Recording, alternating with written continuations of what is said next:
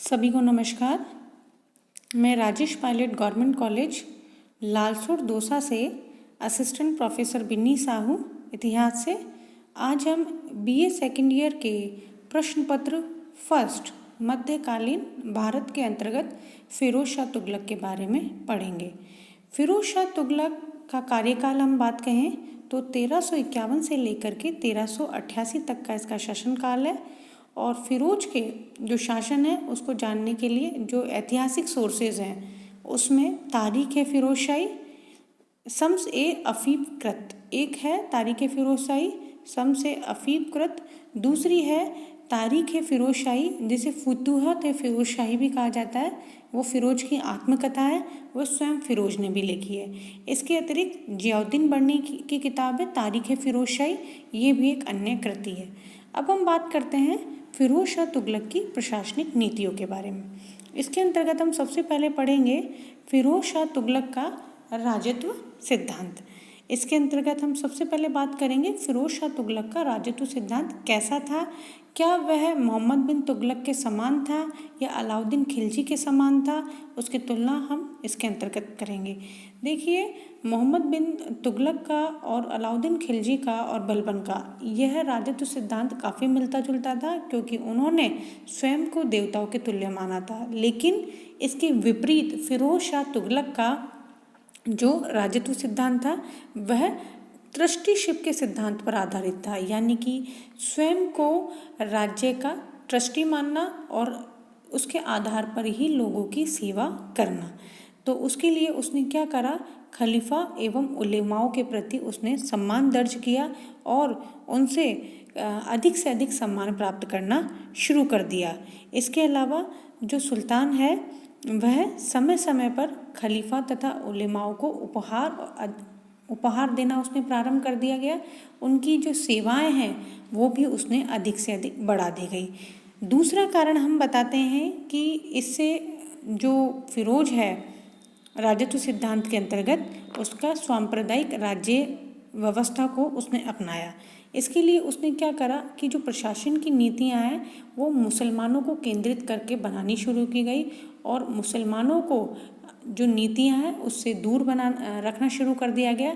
अर्थात मुसलमान जो समर्थक नीति है वो उसने अपनाई तथा हिंदू विरोधी नीतियों को उसने अधिक से अधिक अपनाना शुरू कर दिया, जिससे मुस्लिम जनता है उसमें उसने अधिक से अधिक सम्मान प्राप्त करना शुरू कर दिया गया। नंबर 3 बात हम बात करते हैं कि सैनिक वर्ग को अधिक से अधिक उसने क्या दिया, लाभ दिया, जिसके कारण क्या हुआ, उसका समर्थन उसको मिल गया कि सैनिक ये चाहते थे कि उसे अधिक से अधिक लाभ मिले, उनको अधिक से अधिक वेतन मिले और इससे फलस्वरूप फिरोज है उसका समर्थन बना रहा। कहा भी जाता है कि फिरोज ने स्वयं अपनी आत्मकथा फुतूहत फिरोज शाही में कहा है कि जो व्यक्ति सैनिक थे वो बुजुर्ग होने लग गए थे और सुल्तान के पास आने लगा कि कहा जाने लगा कि जो सेनाध्यक्ष है वो उनके बूढ़े होने के कारण उनको सेना से निकाल रहे हैं। ऐसे में उन व्यक्तियों ने फिरोज के समक्ष एक प्रस्ताव रखा कि यदि हम युद्ध के अंतर्गत अपने स्थान पर अपने जो दामाद हैं या अपने बेटे हैं या घर का कोई और सदस्य है उसको हम भेज सकते हैं क्या। ऐसे में सुल्तान ने उसकी जो नम्य नीति है उसको अपनाते हुए कहा कि वो ऐसा कर सकते हैं। इसलिए सुल्तान के जो क्षेत्र था, सेना का जो क्षेत्र है वो बहुत अधिक व्यापक हो गया और सुल्तान की जो सैनिकों के प्रति जो है नम्यता की नीति अपनाई गई। अब इसके बाद हम बात करते हैं कि इस प्रकार की जो प्रचलन में ये चीज़ें आई कि राजत्व सिद्धांत के तहत कि सुल्तान को उसको दोहरा लाभ हुआ। दोहरा लाभ कैसे, एक तो फिरोज है वो मुसलमानों के समर्थक बन गया कि मुसलमानों से अधिक सम्मानित हो गया। दूसरा, उसकी जो कमजोरियां थे उसको छिपाने का मौका मिल गया।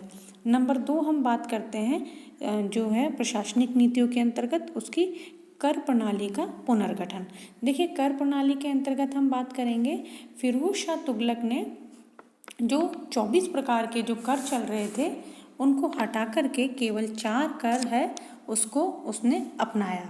उसके लिए क्या करा उसने, फिरोज ने 4 प्रकार के प्रमुख कर लगाए, जिसके अंतर्गत नंबर 1 है खराज। खराज क्या होता था, ये एक भूमि कर होता था और विशेष रूप से गैर मुस्लिमों को पर लगाया जाता था, या सामान्यतः कहा जाता था कि ये हिंदुओं पर लगाया जाता था, और इसका जो प्रतिशत होता था वह 10 से लेकर के 50 तक हो जाता था। इस प्रकार सुल्तान को इससे बहुत अधिक, इस व्यवस्था से, खराज की व्यवस्था से बहुत अधिक आय होने लग गई, और उसका जो रेवेन्यू सिस्टम है वो बहुत अधिक ऊपर उठ करके आ गया। नंबर 2 हम बात करते हैं खम्स की। ये बहुत इम्पोर्टेंट है, इसको समझ लेना चाहिए। देखिए ये खम्स क्या होता था, यह एक युद्ध कर होता था, जो कि सेना अगर कहीं जाती थी उस क्षेत्र से, या तो माल लूट कर लेके आती थी, या युद्ध में विजय होती थी, तो वहाँ से जो प्राप्त होता धन है उसको उसे राजकोष में जमा कराना पड़ता था।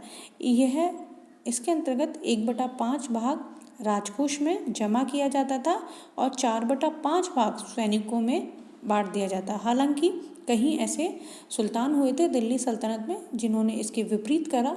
अलाउद्दीन खिलजी और मोहम्मद बिन तुगलक ने उल्टा करा, यानी कि 1/5 भाग है उसे सैनिकों में बांटा और 4/5 भाग राजकोष में जमा करा, ताकि उसे ज़्यादा से ज़्यादा राजकोष को फ़ायदा हो। लेकिन फिरोज है उसकी नम्रता की नीति के कारण, सैनिकों के प्रति नम्रता की नीति के कारण उसने क्या करा कि 1/5 भाग राजकोष में जमा करा और अधिक से अधिक भाग उसे सैनिकों के पास जमा करा।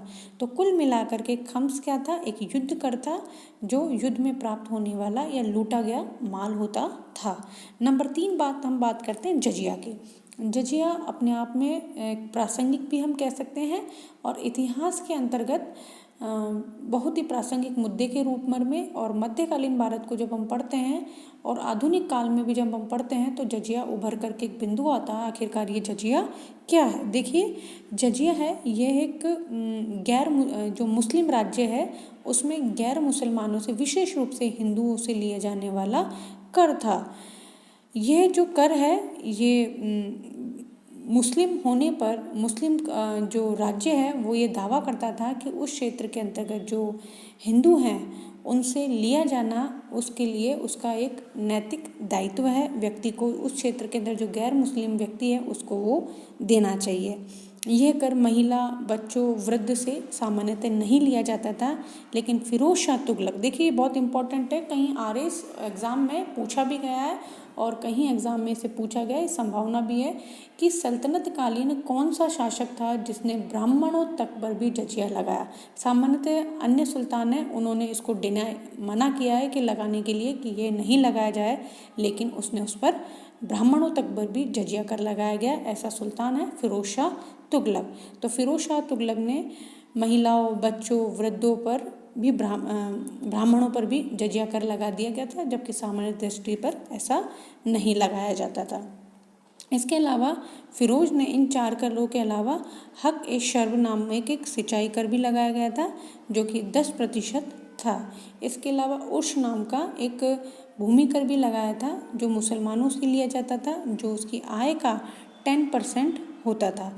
इस प्रकार जो फिरोज शाह तुगलक है उसने अपने जो कर निर्धारण की प्रणाली है उसके अंतर्गत ये कर लगाए थे। इसके अलावा हम आगे बात करें तो फिरोज शाह तुगलक की जो नीति है उसके अंतर्गत हम बात करेंगे, एक अन्य कर है ज़कात। ज़कात क्या होता था कि ज़कात मुसलमानों से लिया जाता था और प्रत्येक मुसलमान को अपनी संपत्ति का 2.5% ज़कात के रूप में सरकार को देना पड़ता था। यानी कि जो उसकी आय था उसका 2.5% है वह मुसलमान सरकार को, यानी कि राजकोष में जमा कराएगा, और प्रत्येक मुसलमान की निश्चित संपत्ति होती थी उसको ज़कात से मुक्त किया जाता था। कुछ मुसलमान हैं उनकी जो संपत्ति है उसको उससे मुक्त कर दिया जाता था। ऐसी जो मुक्त जो भूमि थी, यानी कि जो मुक्त जो क्षेत्र कहेंगे, या वह उसे निसाब कहलाता था। यानी कि जो क्षेत्र इस दायरे में नहीं आते थे, ज़कात के दायरे में नहीं आते थे, या जो आय ज़कात के दायरे में नहीं आती थी, वो निसाब कहलाती थी। आगे हम बात करते हैं, एक अन्य कर है जिसका नाम है तरकात। तरकात क्या होता था?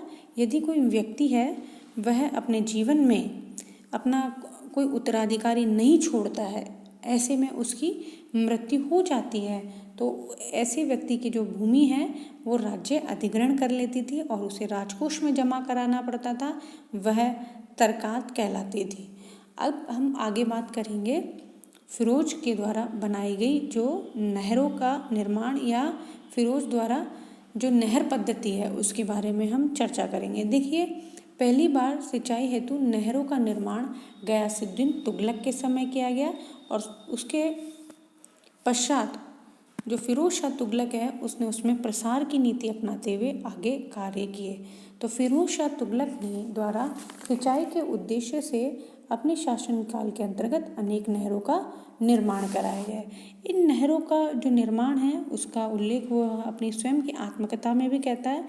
इसके अलावा याहिया सरहिंदी नामक एक इतिहासकार हुए हैं जिनकी किताब है तारीख फिरोज शाही, उसमें भी इनका उल्लेख मिलता है कि फिरोज ने कौन कौन सी नहरों का निर्माण कराया और इन नहरों के माध्यम से किस प्रकार से सिंचाई व्यवस्था है वो बहुत अच्छे ढंग से सुधरी और किस प्रकार से उसमें जो सिंचाई व्यवस्था है वो ऊपर उठ करके आई, इस प्रकार से उन्होंने इसमें बताया गया है। अब हम बात करते हैं कि प्रमुख 4 नहरें उसने बनाई है। नंबर 1 जो नहर बनाई थी वह बनाई थी यमुना नदी से, जो स्पेशल जो है मांडल क्षेत्र के आसपास से निकल करके ये सबसे पहली नहर थी और सबसे बड़ी नहर थी। ये यमुना नदी के आसपास का जो मांडल क्षेत्र है वहाँ से निकाल करके हिसार तक बनाई गई और इसकी लंबाई लगभग 150 मील के आसपास थी। तो ये सबसे बड़ी थी। कॉम्पिटिटिव एग्जाम में सीधा प्रश्न पूछा जा सकता है चारों नहरों को लिख करके कि सबसे पहली या फिर सबसे बड़ी जो नहर है वह कौन सी थी। नंबर 2 है सतलज नदी से लेकर के पंजाब तक बनाई गई नहर, ये 96 मील लंबी थी। नंबर 3 है वह है घग्गर नदी से लेकर के फिरोजाबाद तक, दिल्ली तक। और नंबर 4 है बुधनी जो यमुना नदी के पास निकल करके हिसार तक निकाली गई। ये 4 बड़ी नहरें हैं फिरोज के समय निकली, जिससे जो सिंचाई व्यवस्था है उसमें सुधार आया, कृषि में बहुत अधिक उन्नति आई फिरोज के समय में और लोगों को पानी की समस्याओं का सामना करना नहीं पड़ा। तो इन नहरों के निर्माण के फलस्वरूप पहले जहाँ एक ही फसल पैदा होती थी, नहरों के निर्माण से किसान है वो 2 से अधिक फसल भी उगाने लगे और कृषि के उत्पादन में वृद्धि हो गई और किसान क्या हो गए, समृद्ध हो गए। देखिए, हम क्रॉप रोटेशन की बात करते हैं, जो फसल है वो अलग अलग परिवर्तित करके जो की जाने वाली बात है वो सबसे पहले मोहम्मद बिन तुगलक के समय हुई, लेकिन इसके अंतर्गत उस समय अधिक उन्नति नहीं आई क्योंकि दौर में अकाल पड़ गया था। इसके अलावा मोहम्मद बिन तुगलक के प्रशासनिक नवाचार थे जिसके कारण सफलता नहीं मिली, लेकिन जो कृषि के अंतर्गत जो उन्नति है, जो अधिक से अधिक आम के बाग है या अन्य प्रकार के जो बागबानी व्यवस्था है वो फिरोज शाह तुगलक के समय में उभर के आई। फलस्वरूप इन नहरों के निर्माण से किसान अधिक से अधिक फसल उगाने लगे और किसान क्या हो गया, काफ़ी समृद्ध हो गया। धन्यवाद।